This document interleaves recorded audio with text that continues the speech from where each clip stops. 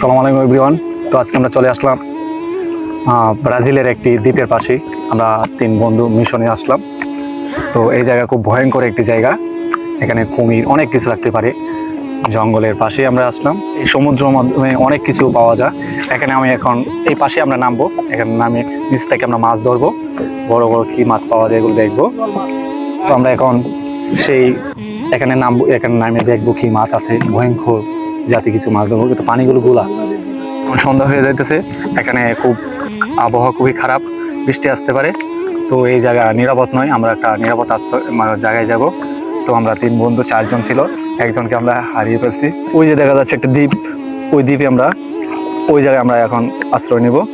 ওই দেখা যাচ্ছে একটা দ্বীপ, দ্বীপের পাশেই আমরা চলে যাব।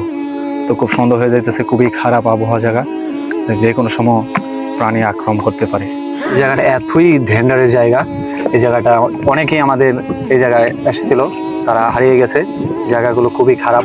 তো এখন সন্ধ্যা হয়ে যেতেছে, যে কোনো সময় যে কোনো প্রাণী আমাদেরকে আক্রমণ করতে পারে।